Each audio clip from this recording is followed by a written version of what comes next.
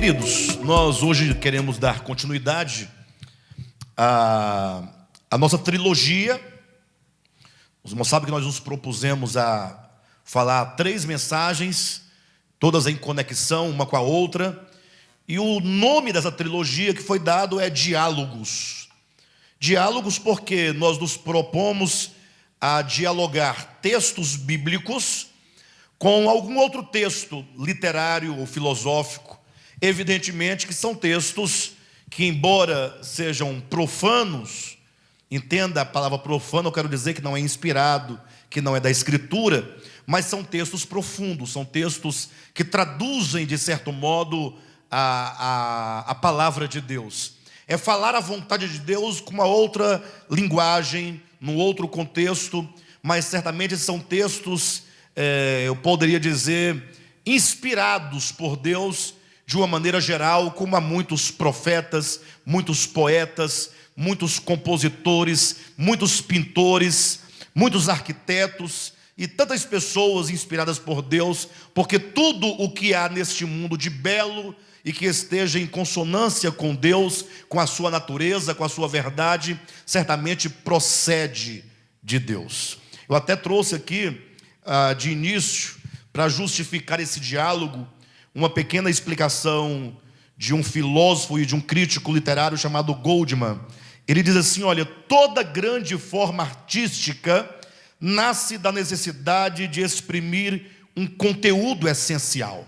Olha que coisa interessante, pense nessas palavras. Toda grande forma artística nasce de uma necessidade. Ou seja, a pessoa quando escreve um texto literário, um texto filosófico, ou faz qualquer outra obra artística, uma obra de arte, essa obra ela nasce de uma necessidade daquele que a compõe, daquele que a escreve, daquele que pinta, daquele que desenha, daquele que constrói, nasce de uma necessidade de exprimir um conteúdo essencial. Ou seja, há uma mensagem essencial numa grande obra de arte. Ele continua dizendo que a estrutura interna das grandes obras filosóficas e literárias se liga ao fato de elas exprimirem atitudes globais do homem, ou seja, elas exprimem a cosmovisão dos homens em face dos problemas profundos da humanidade. Então, nós como pessoas que temos a mente de Cristo, não podemos desprezar absolutamente aquilo que homens dons também nos legaram, além da Escritura. Lógico que nós não queremos absolutamente profanar o conhecimento bíblico. Não queremos fazer como alguns fazem, que é adulterar a Escritura ou a palavra de Deus de modo absoluto. Nós só gostaríamos de mostrar que a Escritura ela é muito rica para decifrar até onde se pode conhecer a pessoa de Deus. Que a Bíblia ela é muito rica em revelação para decifrar o coração humano, que a Escritura ela traz em si a revelação que decifra a vida humana, a existência humana, o drama do homem no teatro da sua existência, e que além da Escritura também há textos que corroboram e que fazem uníssono com a Escritura, para que pessoas dos lugares mais diferentes e distantes também tenham acesso a esse entendimento, para mostrar quão rico é o nosso Deus, para mostrar, poderíamos colocar, a multiforme graça de Deus, as múltiplas formas, como o Senhor procura de todos os meios alcançar a todos os homens em todos os lugares. E hoje nós trouxemos um tema muito interessante, o Eclesiastes e o delírio. O delírio é um capítulo, apenas um capítulo de uma obra do escritor brasileiro Machado de Assis. É o 7º capítulo da obra Memórias Póstumas de Brás Cubas. Nós vamos dialogar esse delírio ali narrado por Machado de Assis, na voz de Brás Cubas, e vamos dialogar com o livro da Bíblia do Antigo Testamento, o livro de Eclesiastes. Então, vai ser uma coisa muito linda, muito maravilhosa. Eu convido você a refletir cada palavra, cada ideia, cada pensamento, cada tópico, para que você não perca absolutamente nada. Pelo contrário, seja enriquecido. Eu trouxe aqui uma pequena porção do texto do 7º capítulo, do Delírio. E eu vou ler com os irmãos, porque a construção dos pensamentos, das ideias, é tão rica que eu não poderia simplesmente mencionar para vocês. Mas a história é mais ou menos assim, para vocês terem uma ideia, até chegarmos no ponto exato onde eu vou entrar na leitura aqui que eu trouxe. A ideia é que Brás Cubas, ele estava já à beira da morte, estava a poucos momentos de morrer. Ele logo morreria, e para além da vida, ou seja, para além do túmulo, ou seja, para na morte, ele escrever as suas memórias. Então, supostamente, no âmbito da narrativa ficcional do Machado de Assis, Brás Cubas teria escrito este livro depois da sua morte. Inclusive, a semana que vem, nós vamos dialogar todo o livro Memórias Póstumas de Brás Cubas com o fato alegoria do rico e Lázaro, lá em Lucas capítulo 16. Só para vocês poderem ficar atentos. De todo modo, nesse capítulo 7º, o Brás Cubas estaria narrando que momentos antes de ele morrer, ele sofreu um delírio. Ele ficou delirando numa espécie de sandice, de loucura. E assim ele diz que num dado momento, ele estando no seu quarto ali enfermo, ali com muita febre, os pensamentos começaram a variar, quando ele viu aparecer no seu quarto um hipopótamo, que logo o convidou a que ele montasse no hipopótamo, e esse hipopótamo então começou a levar o Brás Cubas numa longa viagem. A ideia é que esse hipopótamo levaria o Brás Cubas à origem de todos os tempos. É como que uma volta ao passado, é como que reconstruísse todos os séculos, todas as eras, todas as humanidades, e a partir do princípio de tudo, fazer com que o Brás Cubas pudesse contemplar todos os séculos desfilando diante dele. Ele vai narrando que, estando ele nessa cavalgada, indo para o início dos séculos, diz que foi chegando um momento que tudo foi perdendo sua forma, até que um grande vazio, um branco cor de neve, e tomasse conta de todo o ambiente. Ele se sentiu num lugar de natureza glacial, muito gelado, muito branco, até que chegando no início, quando não tinha mais nada que se enxergava materialmente, porque o branco tomou conta de todo o cenário, tanto da terra quanto dos céus, quando então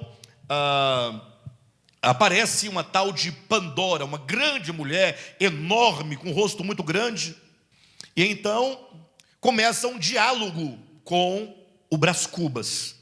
E o diálogo se dá, em parte, nisso que eu vou ler para os irmãos agora.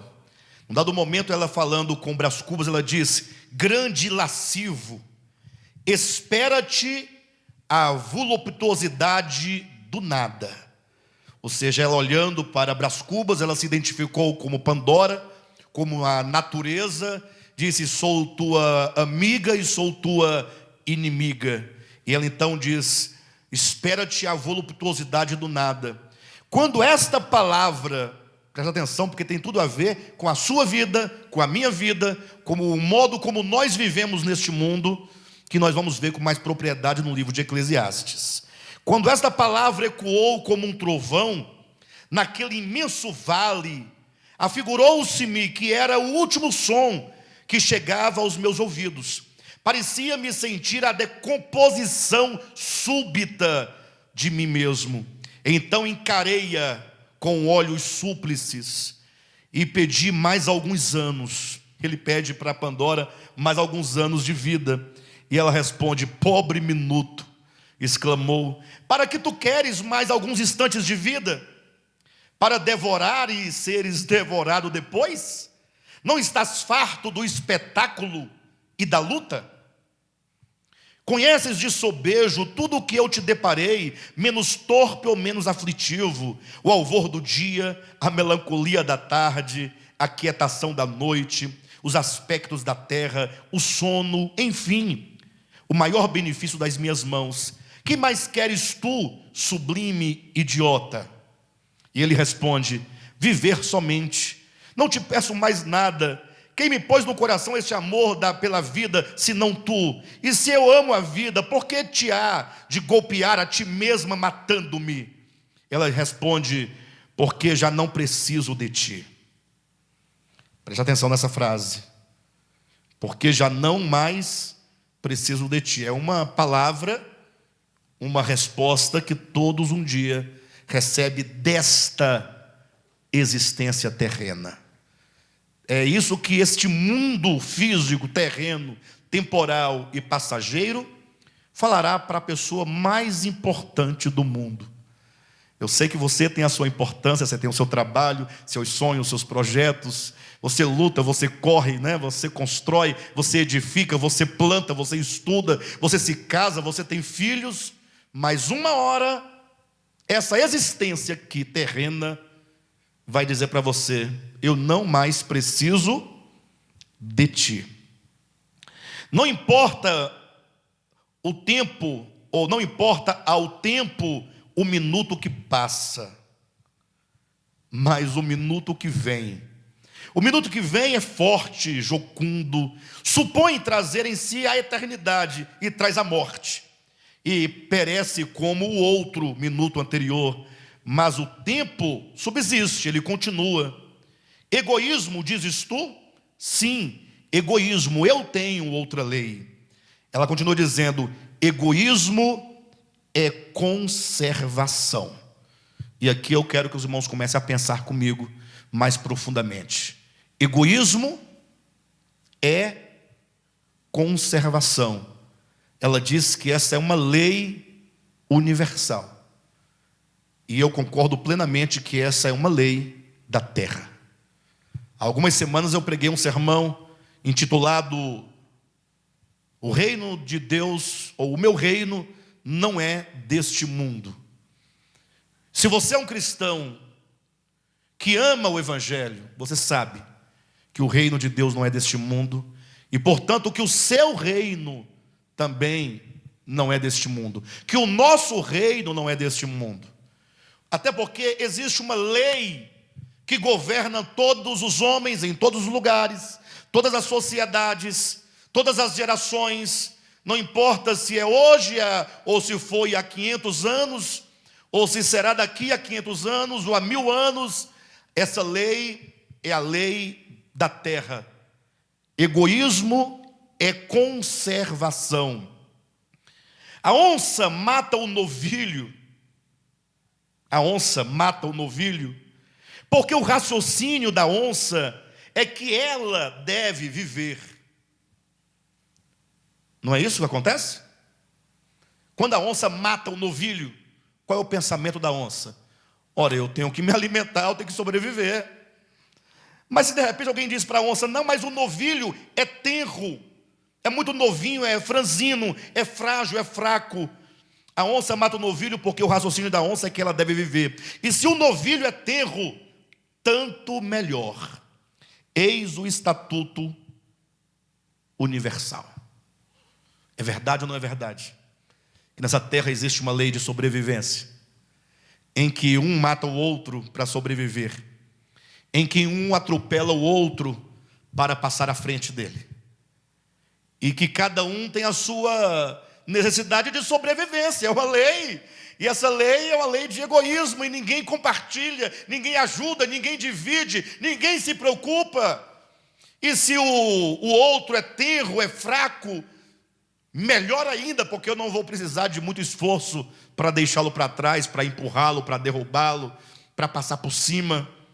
E ela diz então: sobe e olha. Ela vai demonstrar esse espírito de preservação, de egoísmo. E ela diz para ele: sobe e olha. Isto dizendo, arrebatou-me ao alto de uma montanha. Inclinei os olhos a uma das vertentes e contemplei durante um tempo largo ao longe, através de um nevoeiro, uma coisa única. Imagina tu, leitor, uma redução dos séculos, um desfilar de todos eles, as raças todas, todas as paixões, o tumulto dos impérios, a guerra dos apetites e dos ódios, a destruição recíproca dos seres e das coisas. Tal era o espetáculo, acerbo e curioso espetáculo.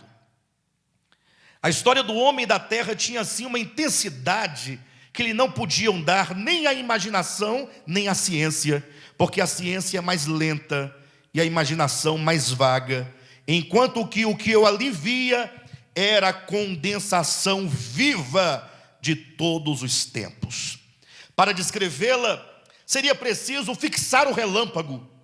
Os séculos desfilavam num turbilhão, e não obstante, porque os olhos do delírio são outros, eu via tudo o que passava diante de mim. Flagelos e delícias. Desde essa coisa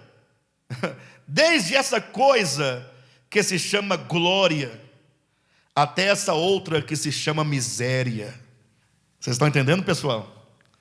Olha o que ele contempla. Flagelos e delícias, desde essa coisa que se chama glória, até essa outra que se chama miséria. E via o amor, olha que palavra, multiplicando a miséria. Será que tem uma ironia aqui?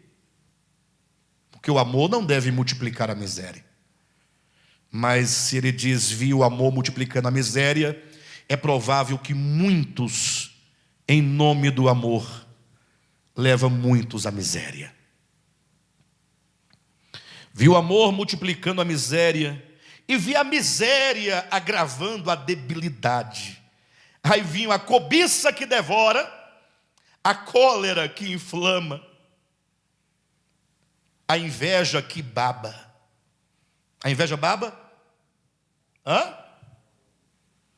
A inveja que baba, e a enxada e a pena úmidas de suor, e a ambição, a fome, a vaidade, a melancolia, a riqueza, o amor, e todos estes agitavam o homem como um chocalho, até destruí-lo como um farrapo. Todas essas coisas, fazendo do homem um joguete. Será que nós não estamos sendo jogados de um lado pelo outro, por todas essas coisas aqui descritas? Será que nós não estamos perdendo o controle da nossa própria existência, enquanto sujeito? Nós estamos nos permitindo que o engano, que os sofismas, que os homens maus e perversos, que a ganância, que a inveja, tudo isso fique nos sacudindo como um chocalho, sem que nós nos demos conta e paremos esse delírio a partir da visão de Machado de Assis. É como que agora, neste momento, o Brás Cubas, ele consegue perceber o que então ele não conseguia perceber. Ou seja, o que é delírio, o que é loucura, é na verdade a sanidade de alguém que agora tem a percepção. Porque aquilo que você chama de sanidade é a verdadeira loucura. O não poder perceber o que está acontecendo conosco, com a humanidade em todos os tempos. E ele diz mais, eram as formas várias de um mal. Ou seja, esse mal tem várias formas. Eram as formas várias de um mal, que ora mordia a víscera, ora mordia o pensamento, e passeava eternamente as suas vestes de arlequim em derredor da espécie humana. A dor cedia alguma vez, mas cedia a indiferença, que era um sono sem sonhos, ou ao prazer, que era uma dor bastarda. Então o homem, flagelado e rebelde, corria adiante da fatalidade das coisas. Olha o homem correndo atrás da fatalidade das coisas, como se essas coisas tivessem alguma consistência eterna. O homem lutando nessa existência pela sua preservação. Quem tem mais bens, quem tem mais dinheiro, quem tem mais casa, quem tem mais negócios, quem tem a melhor empresa. Nessa luta é dito que o homem corria diante da fatalidade das coisas, atrás de uma figura nebulosa e esquiva, feita de retalhos, um retalho de impalpável, outro de improvável, outro de invisível, costurados, cozidos todos a ponto precário com a agulha da imaginação. E essa figura, nada menos que a quimera da felicidade, ou lhe fugia perpetuamente, ou deixava-se apanhar pela fralda, e o homem a cingia ao peito, e então ela, como um escárnio, fugia perpetuamente. Ou melhor, desculpe-me, eu acho que eu voltei aqui, Deixe-me repetir. Ou lhe fugia perpetuamente, ou deixava-se apanhar pela fralda, e o homem a cingia ao peito, e então ela ria como um escárnio, e sumia-se como uma ilusão. Ou seja, quando o homem pensa que ele alcançou o que ele tanto queria, porque ele correu a vida inteira atrás de alcançar tal ou suposto objetivo, quando ele diz, peguei, que ele puxa, só vem a fralda. E aí esse ser, como diz aqui as palavras do Machado, como diz, ou fugia perpetuamente, ou deixava-se apanhar pela fralda, e o homem só com a fralda a cingia ao peito, e então ela, como um escárnio, para zombar mesmo deste homem, sumia-se como uma ilusão. Ao contemplar tanta calamidade, não pude reter um grito de angústia, que natureza ou Pandora escutou sem protestar nem rir. E não sei por que lei de transtorno cerebral fui eu que me pus a rir. Um riso descompassado e idiota. Que maravilha, não? Que texto mais forte, porque a visão machadiana, nesse delírio, é para mostrar ao homem que toda a sua luta, nesse palco da existência, todos os nossos labores, todos os nossos projetos, conquistas, tudo o que você imaginar, um dia vai desaparecer. E quando tudo desaparecer, só restará você. Nem o seu corpo estará com você. Você totalmente nu, desprovido de qualquer recurso temporal ou material. A única coisa que você vai poder ter ou reter consigo é aquilo que você edificou no coração, as coisas eternas. Basicamente aquilo que Jesus disse lá em Mateus capítulo 6, quando ele fala que nós devemos depositar tesouros nos céus, e não na terra, onde a traça e a ferrugem corroem, comem. Depositar tesouros no céu, a despeito do que muitos entendem do texto, porque só pensam em dinheiro, em dar oferta. Sempre quando eu falo desse texto, só fala de oferta de dízimo. Na verdade, ele quer dizer, de maneira muito maior do que qualquer coisa, a ideia de que a nossa vida é de construir. Nós estamos sempre construindo. O problema é que nós construímos sempre pensando aqui na terra. Nós queremos construir patrimônio na terra. Queremos ter sucesso aqui na terra. Queremos vencer aqui na terra. E não é errado você vencer na terra, construir na terra. O problema é que essas coisas aqui não podem tomar de conta do nosso coração. Devemos fazer, como diz o apóstolo Paulo, viver aqui na terra usando das coisas deste mundo, como se delas nós não precisássemos. Não colocar essas coisas no nosso coração, mas depositar tesouros no céu. O que é depositar tesouros no céu? É tudo aquilo que você faz e que vai entrar com você para a eternidade. A eternidade nesse sentido de que estamos colocando. Brás Cubas estava no delírio há poucos minutos da sua própria morte. Essa transição da vida para a morte. Nesse sentido, eu não sei quanto tempo você ainda vai ficar aqui nesse teatro, nesse espetáculo da existência. Não sei. Não sei se você vai embora hoje, daqui a pouco. Talvez eu nem saia daqui de dentro hoje. Ou seja, saia, né? Mas saia carregado nos braços, gelado, hirto, tomado da morte. Eu sei que tem gente que fala, mas pastor Alexandre gosta de falar da morte. Mas que coisa boa é falar da morte. Está manifestando aí. Inclusive, no próprio Eclesiastes, que nós vamos tratar daqui a pouquinho, diz que é melhor ir à casa onde há luto do que ir na casa onde há banquete. O que você prefere?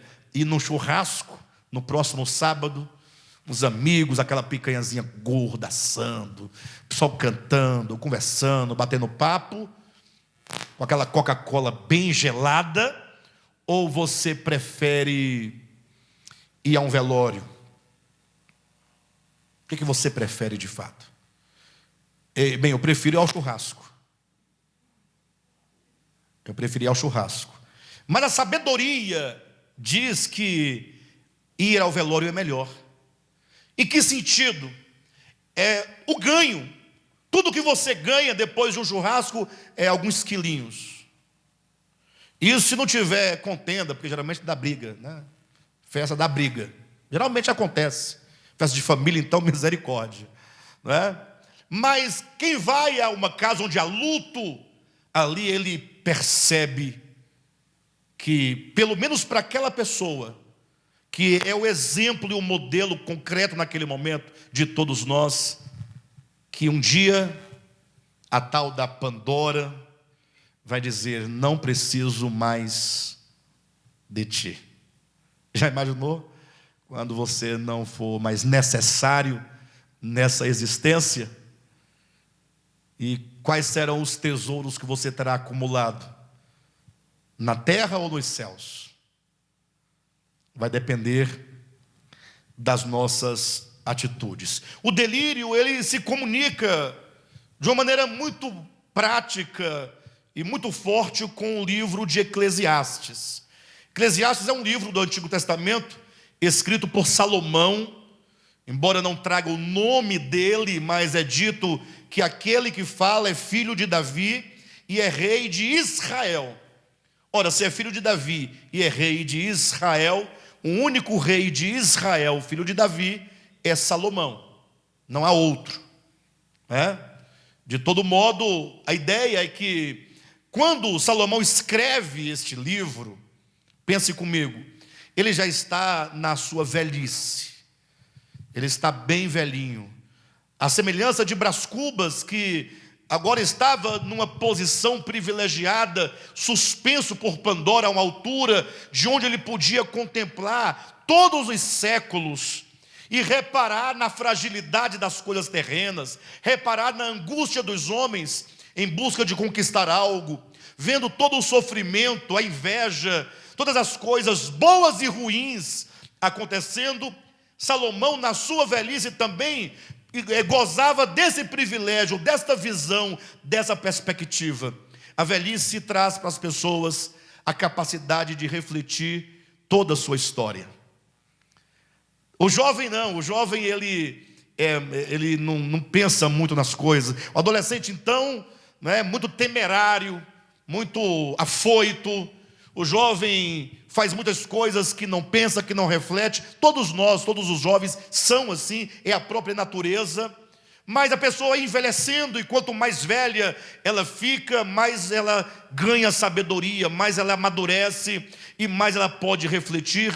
Sobretudo no caso de Salomão, que já estava em profunda velhice. se é que se pode usar essa expressão profunda velhice, mas para vocês entenderem que ele já tinha vivido tudo o que ele podia ter vivido e que agora estava já, como ele próprio vai dizer, no finalzinho da mensagem, nós vamos ler o capítulo 12, ele vai dizer que as aves de rapina já estavam cercando a sua casa, já ouvia-se o canto dos abutres já que estavam ali em volta da sua casa. E é nessa condição de velhice que agora Salomão ele faz uma retrospectiva, primeiro da sua própria vida, e então ele passa a falar sobre vários aspectos da vida humana. E então, falando de si próprio, eu não tenho como ler, depois vocês leiam, são 12 capítulos, vocês podem ler o livro inteiro depois, eu vou apenas mencionar os pontos que eu julguei mais necessários e urgentes para comunicar aos irmãos essa noite. Mas quando então ele começa a falar de si próprio, ele primeiramente vai dizendo tudo o que ele era e que ele conquistou na sua juventude. Falando de si, ele lembra que ele foi um dos homens mais sábios do seu tempo. Vocês sabem da história de Salomão, quando Deus pergunta se ele gostaria de ter riqueza ou se ele gostaria de ter sabedoria. Ele pediu sabedoria e Deus lhe deu sabedoria e riqueza. Salomão, um dos homens mais sábios do seu tempo e, consequentemente, também um homem muito poderoso, não somente rei de Israel, mas um homem dotado de grandes riquezas. E ele fala de casas, de vinhas, de jardins, de pomares, de servos, de bois, de prata, de ouro.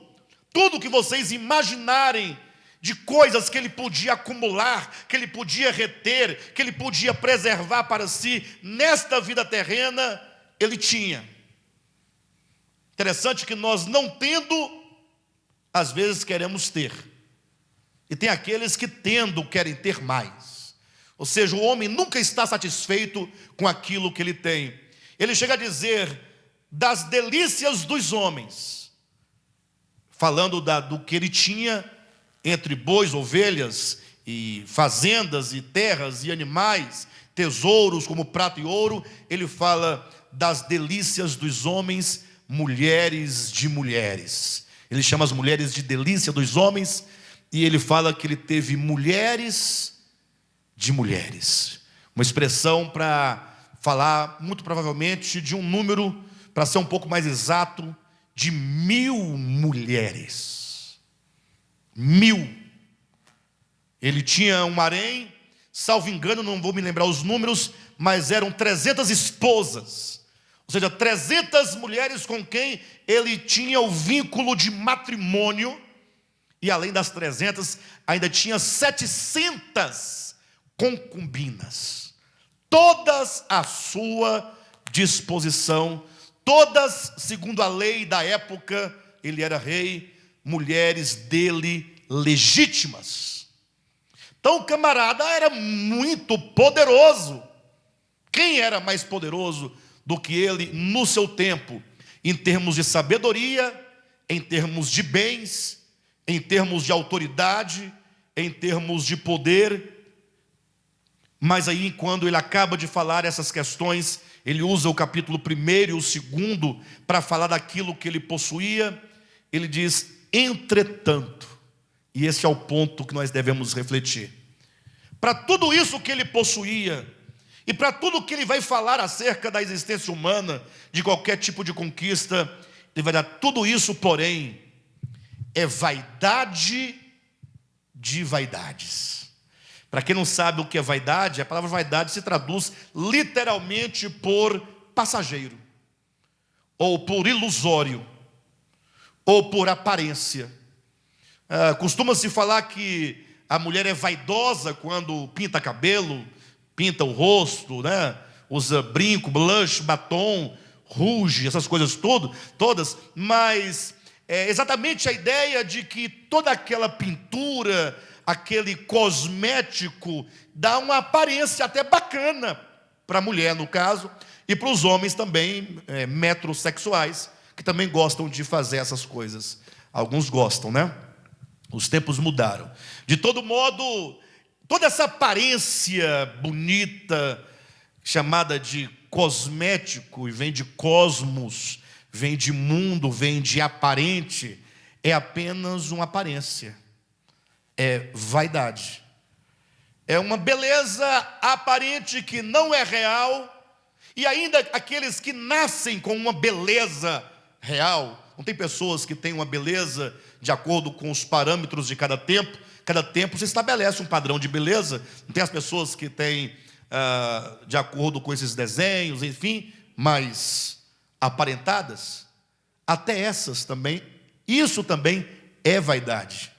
A grande prova é que nasce uma criança, a coisa mais linda, aquela criancinha, aqueles olhos expressivos, cabeludo, gordinho, todo mundo fala, olha que coisa mais linda, a cara do pai, a cara da mãe, parece com a tia, parece com a avó, mas a partir dali começa um processo de morte. É isso que nós não entendemos. E o pior, a cada ano nós comemoramos. Era para chorar.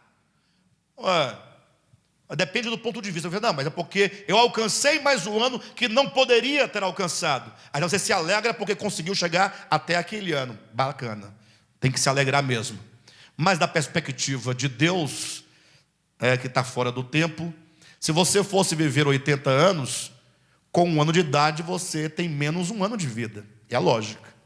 15 anos é menos 15. Eu estou com 46. Se eu vou viver 60, que eu imagino que eu vou viver 60, a minha expectativa de vida é 60 anos. Viu, Rosirene?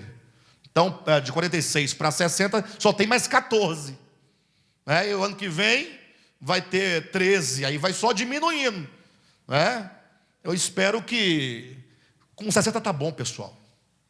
Esse espetáculo aqui, você vai entender isso ao longo desse livro de Eclesiastes, né? Ele diz que tudo é vaidade de vaidades. Ele diz que tudo, ele usa uma segunda expressão, é correr atrás do vento.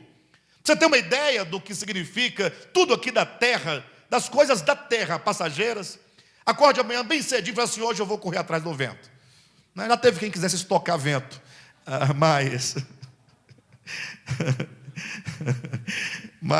acontece, né? Aí você sai cedo assim, hoje eu vou correr atrás do vento até pegá-lo. Sai cedo, começa a correr, vai. Aí no final do dia você vai ver qual é o resultado. Todo o seu resultado de correr atrás do vento é a ideia que Salomão está dizendo. É isso que acontece. O que você conseguiu? Corri, mas não deu certo. Quando eu penso que ele está aqui, ele faz a volta e vai e foge. Quando eu penso que eu peguei e não pega, ele vai embora. Ele diz, pois é, tudo que há aqui na terra, aqui é correr atrás do vento. Tudo que é vaidade, correr atrás do vento, ele usa uma terceira expressão para delimitar, para não tirar a sua esperança, para você não pensar, então qual é o sentido da existência humana? Ele fala, tudo o que há debaixo do sol. Este é o ponto fundamental. Ou seja, tudo o que ele disser, alguns chamam isso de pessimismo, não é? Acham que Salomão é pessimista. Ele é pessimista, mas que livro mais pessimista, não vê nada de bom na terra, tanta coisa bacana, tanta coisa boa. Ele fala, não, isso é porque a sua visão é de jovem ainda. E também não tem nada de pessimismo, tem tudo de cosmovisão. Ter a compreensão clara do significado, da temporalidade, da fugacidade, das coisas da terra, nesse plano abaixo do sol. Não é sem razão que Paulo disse em 1 Coríntios capítulo 15, versículo 19, falou, essa nossa esperança, preste atenção, se limitasse somente a esta vida aqui,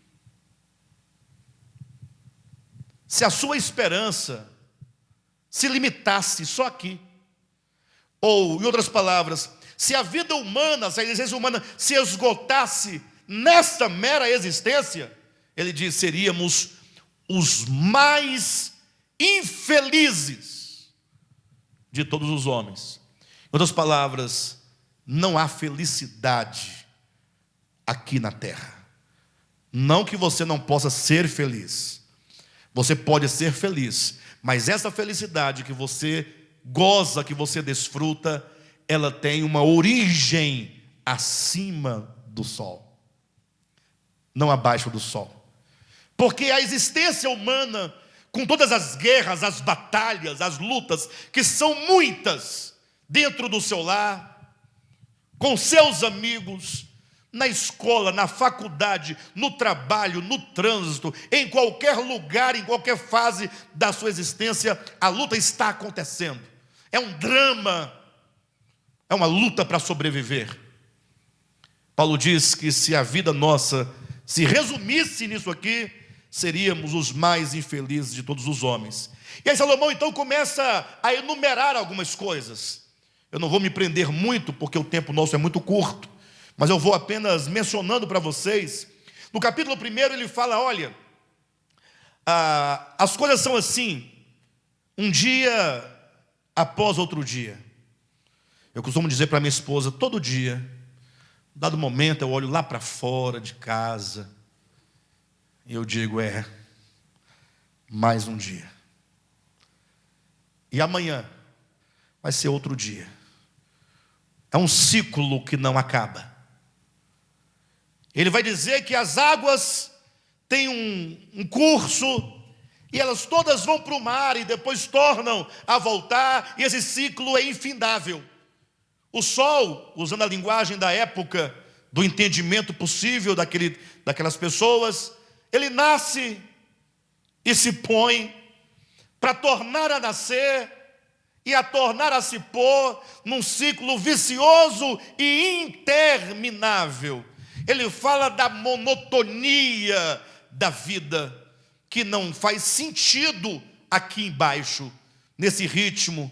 Os ouvidos não cansam de ouvir, os olhos não se cansam de enxergar, e os homens morrem, ele diz. E a vida continua no mesmo ciclo. Em outro momento, em outro lugar, capítulo 4, salvo engano, ele vai dizer, olha, e quando eu olho para o homem, olho para os animais, me parece que tudo é a mesma coisa, porque o que sucede ao homem, sucede ao animal. Imagine só quando morre um animal. Hoje em dia os animais estão muito bem protegidos, muito bem cuidados, e isso é muito bom e agradável, inclusive diante de Deus, cuidar dos animais. Mas imagine um animal que não tenha dono, da rua, ou do meio da floresta, do mato, na selva, onde quer que esteja. Ele está ali vivendo a sua efêmera existência. Quando ele morre, o que acontece com ele? Ele cai, e ali ele fica. E o homem? Não é a mesma coisa com o homem? Uma pessoa quando morre, interessante, eu já pensei muito nisso. Eu sei que os parentes vão lá e socorrem, e levam para o hospital, e faz lá a autópsia, biópsia, autópsia, eu não sei, qual é o nome da pessoa que morre? Autópsia, faz a autópsia do indivíduo, a família compra um caixão bonito, né? Uma madeira boa, e contrata uma floricultura para fazer todo aquele arranjo de flores, e alguns compram velas, e eles cantam e levam, e colocam numa sepultura, depois faz um mármore bonito, né? Aqueles anjos de asas, bonito lá em cima da sepultura, tal. Mas aquele serzinho que morreu, que foi embora, ele morre como morre um animal. Humanamente falando aqui, debaixo do sol, se ninguém for lá pegar, ele vai ficar lá. E tudo aqui na terra para ele não mais faz sentido. Se ele tivesse uma poupança, ele não se preocupa mais com ela, ele não sabe mais dela. Uma aposentadoria, uma casa, um negócio, as roupas dele que ele tinha por tanto cuidado, agora outras pessoas vão pegar, vão doar, vão vender, vão jogar fora. Roupas íntimas, que eram tão íntimas, agora outras vão pegar e jogar fora, vão queimar, sei lá, vai fazer alguma coisa. Mas aquele indivíduo ali, quando morre, ele morre como morre o outro, ou quando morre um animal, nas palavras, na perspectiva do pregador, escritor de Eclesiastes, e ele diz, mas isso tudo é debaixo do sol. Ele fala sobre as relações de opressão, de maldade, de inveja. Ele fala Por mais que você queira fazer a coisa certa, você vai estar sempre envolvido em relações ruins. A inveja que te atrapalha, a maldade, a opressão que você sofre. E ele chega a ponto de falar o seguinte, que antes não tivesse nascido. Olha o que ele está dizendo. Essa é a percepção de alguém que está em profunda velhice e agora está fazendo um balanço da sua vida e uma leitura da história da humanidade. Ele diz, antes tivesse sido um aborto e não ter passado por tudo isso. Ele fala de dinheiro, de riquezas, da morte e da herança. Ele diz, o indivíduo passa a vida toda trabalhando. Trabalha além do que deve trabalhar. Ele não trabalha para sobreviver, para se alimentar, para se vestir. Ele trabalha para poupar. Ele trabalha para multiplicar. Ele trabalha de modo a ter muitas propriedades, e porque ele trabalha tanto para poder adquirir tanto, não tem tempo de usufruir daquilo que ele conquista. Então ele sofre, para então, quando ele partir desta para outra, não sei se melhor ou pior, para que agora outros disputem aquilo que ele tanto suou para adquirir. Outros vão lutar, outros vão brigar por aqueles bens, outros vão usufruir. E ele então também chega a dizer que o mesmo sucede a todos os homens. Foi o que ele observou. Isso também era algo que tinha no coração, salvo engano, de Sofonias, né? Que ele olhava, o Abacuque, salvo engano, e dizia, mas Senhor, como pode? Porque o que acontece com os bons também acontece com os maus. Um dia desse eu conversando com uma pessoa sobre o tal do coronavírus, e a pessoa me falava assim, não, pastor, você pode ficar despreocupado, que esse corona não pega na gente, não pega, fica tranquilo, tem muita gente ruim para esse vírus pegar. E eu falei, ô mãezinha, mãezinha, não pensa assim não, porque aqui nessa existência, Cristo já nos advertiu, ele disse, no mundo tereis aflições, todos bons, maus, justos e injustos, puros e impuros, estão sujeitos às mesmas coisas, ninguém escapa de nada. Mas e Deus? Não coloca Deus nessa história. Na verdade os homens estão sofrendo, na verdade, toda essa história de corrupção, de maldades, de dores, isso também dói no coração de Deus. Deus nunca quis que a história fosse assim.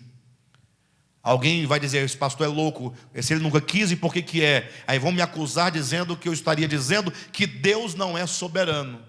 É porque há um grupo de pessoas que pensam que para Deus ser soberano, não pode haver nada que não seja exatamente aquilo que Deus quer. Por isso eles dizem que Deus é o autor do mal. Porque se tudo deve ser o querer absoluto de Deus, eles esquecem que existe a vontade permissiva de Deus. A vontade permissiva é quando Deus permite que as coisas acontecem. E Deus só pode permitir porque Ele deu ao homem a liberdade para escolher. Amar ou não amá-lo. Servi-lo ou não servi-lo. Você é a testemunha de que quantas vezes você diz não ao Senhor. Ou não diz? Você não diz não ao Senhor? Se eu perguntar, você diz mais sim ao Senhor? Ou você diz mais não ao Senhor? Na sua experiência de vida. Não precisa responder. Eu sei que a resposta é, nós dizemos muito mais não.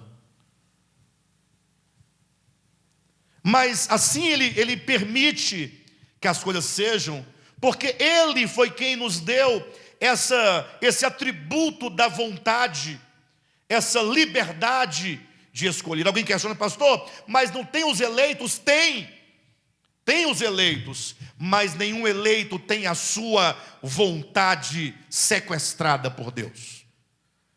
A sua vontade, por fim, vai se render à vontade do Eterno. E somente quando a vontade humana se inclinar à vontade divina e falar sim, Senhor, somente neste momento, é então que se pode falar claramente que agora esse homem vai poder experimentar toda a perfeita, agradável vontade de Deus. Porque até então, as coisas estão acontecendo como estão.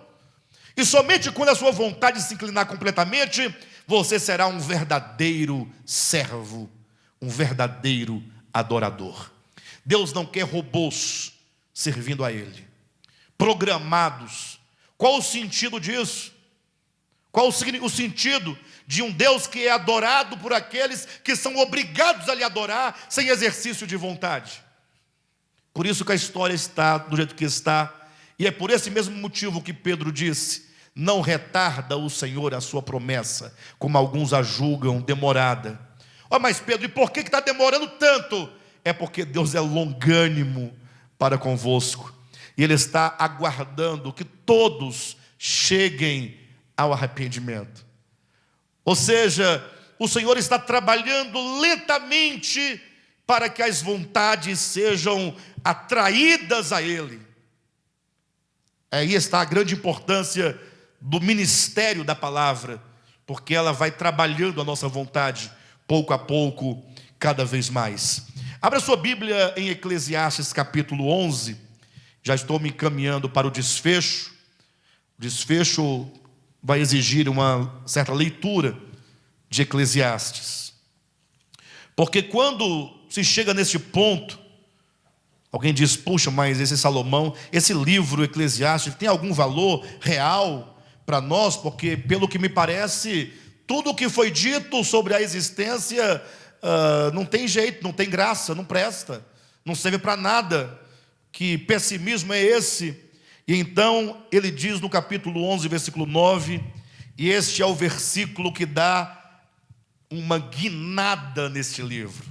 É o momento que era como se ele dissesse assim para nós: olha, tudo o que eu disse até agora é o que acontece debaixo do sol, mas agora eu vou abrir uma janela no céu, para que você olhe além do sol, para que você tenha uma visão além dessa existência meramente terrena.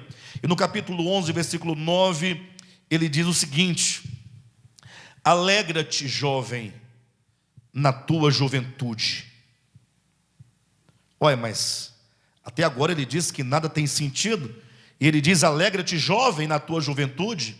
Aqui nós temos um velho, idoso, quase partindo para a eternidade, escrevendo para aqueles que estão novos ainda. É como que ele dissesse: olha, ainda dá tempo de vocês reverem a vida de vocês, ainda dá tempo de mudar o significado da vida de vocês, ainda dá tempo de vocês reconstruírem as suas vidas pensando na eternidade, ainda dá tempo de vocês modificarem o caminho de vocês. E ele diz: alegra-te, jovem, na tua juventude, e recreie-se o teu coração nos dias da tua mocidade. Ou seja, alegra-te e recreia-te. Ele diz: anda pelos caminhos que satisfazem o teu coração e agrada os teus olhos. Mas que conselho, hein?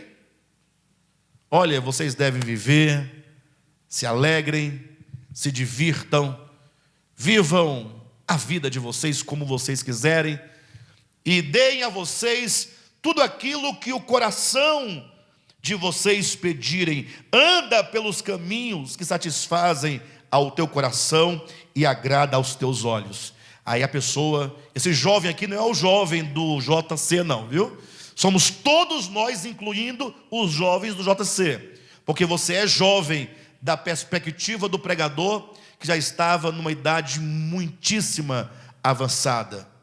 Então ele diz: olha, anda pelos caminhos que satisfazem o teu coração. Aí você fala: eu sabia que tinha uma palavra boa, vou fazer o que eu quiser, seguir o que meu coração pede. E aí ele continua dizendo: sabe, porém, é aqui que ele abre a janela. Sabe, porém, Em outras palavras, você pode fazer tudo o que você quiser fazer.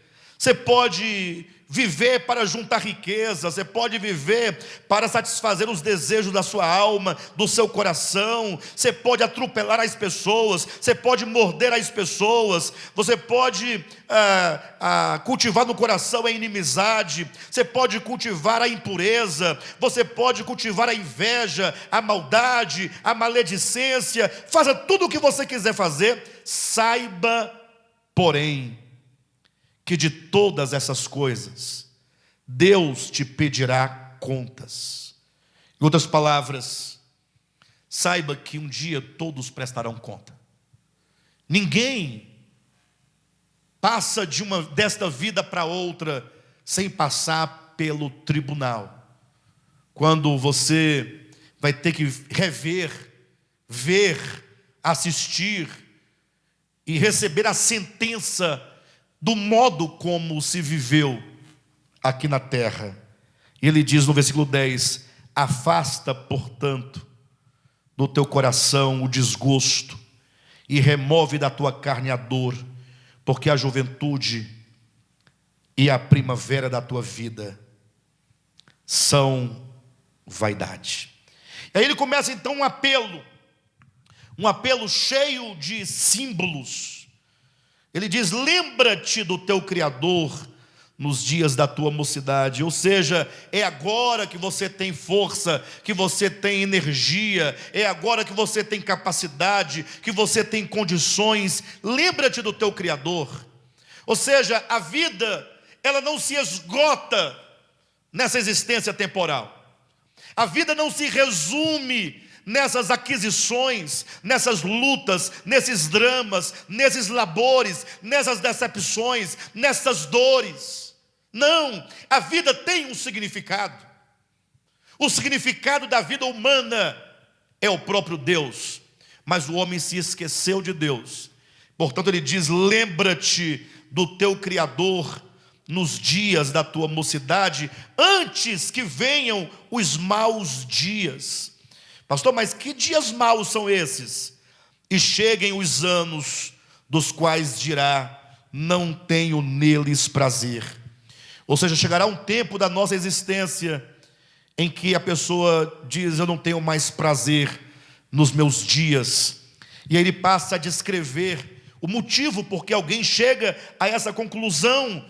Ele diz: antes que se escureçam o sol, a lua e as estrelas do esplendor da tua vida, e tornem a vir as nuvens depois do aguaceiro.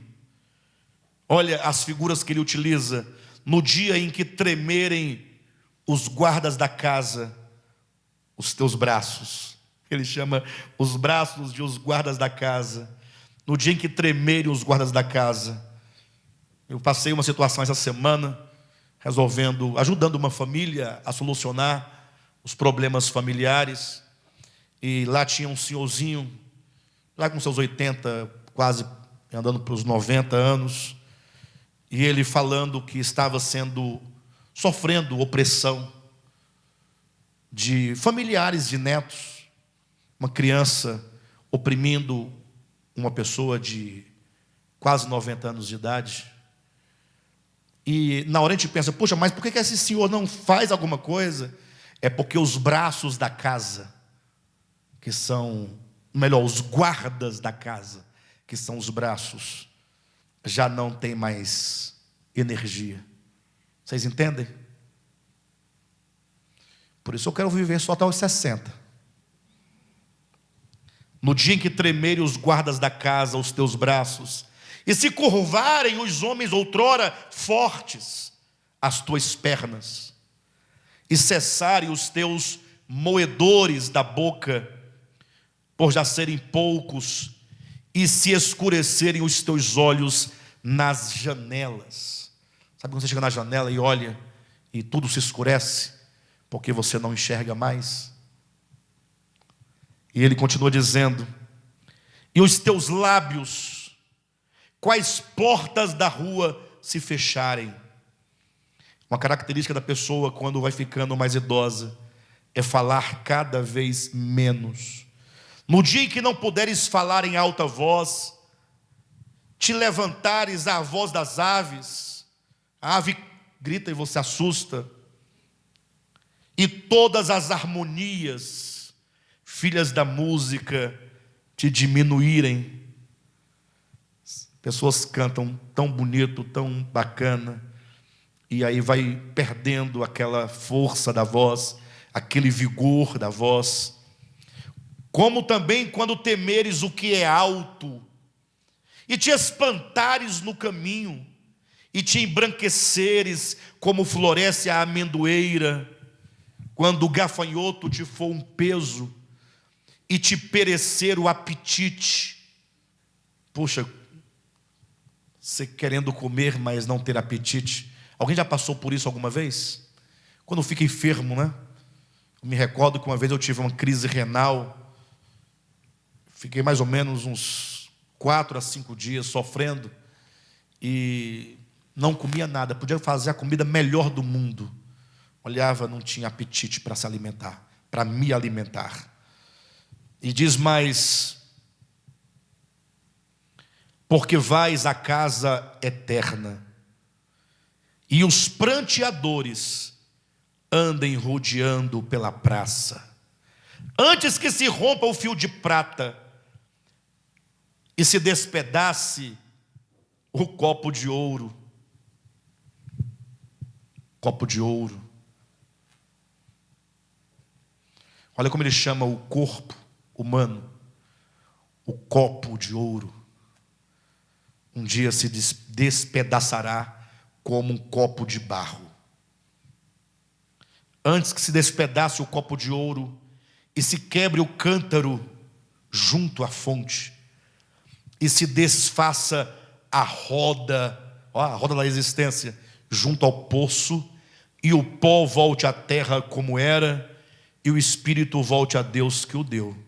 Vaidade de vaidade, diz o pregador, tudo é vaidade. Por isso ele diz: lembra-te, pois. Este é um apelo. O que o Machado quis transmitir no seu delírio, ou no delírio do Brás Cubas, e o que o pregador aqui em Eclesiastes também transmitiu, é a seguinte ideia: você consegue perceber o espetáculo da existência? Você consegue perceber que quando o ser humano entra na sua existência temporal, lhe é dada uma roupa com a qual ele vai atuar no palco, no teatro da existência? Uns atuam como policial, outros atuam como professores, outros atuam como advogados, cantores, marceneiros, padeiros, padres, pastores, pais, mães, filhos. São papéis que nós desempenhamos. E de repente, quando você está aqui encenando esse seu papel, chega um momento que alguém fala: devolva a roupa que te foi emprestada.